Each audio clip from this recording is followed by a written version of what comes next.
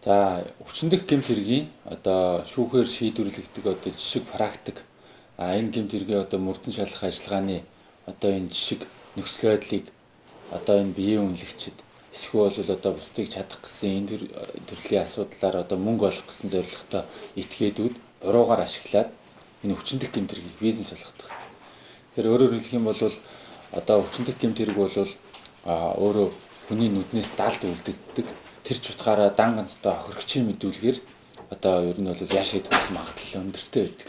Тэгэхээр энэ нөхцөл байдлыг ашиглаад аливаа одоо нөгөө сайн дураараа бэлгийн харьцаанд орсон хосууд эсвэл бол одоо жишээ нь танилуд одоо нэг ийм хүмүүс бэлгийн харьцаанд сайн дураараа орсон мөртөө дараа нь бол тэрэн дээр одоо хуурамч гомдол одоо мэдээлэл гаргаад тэрэн дээр мөрдөн шалгах ажиллагаа явуулаад ингээ хэрэг үүсээ шалгагдаад холбогдогч нь ингээд аюултай нөхцөл байдалд ороод ирэнгуут л мөнгө нэгж эхэлдэг. Тэгэхээр энэ дээр бол одоо иргэд залуучууд анхаарах хэрэгтэй. Хэн таарсан үнтэйгээ бэлгийн харьцаанд орж болохгүй нах юм байна.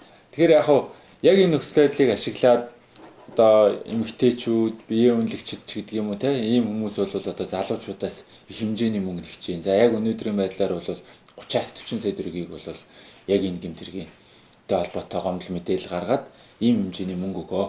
Мөнгө өгөхгүй бол чи шоронд явна гэдэг ийм нөхцөл байдлыг тулгаж байна. Тэгэхээр энэ дээр бол нөгөө нэг иргэд залуучууд бол мэдээж хийгээгүй хэрэгтэй хийсээр гүтгэгдээд яаш итгэл аваад хоригдохгүй тулд нөгөө мөнгийг өгдөг тохиролцдог ийм асуудал.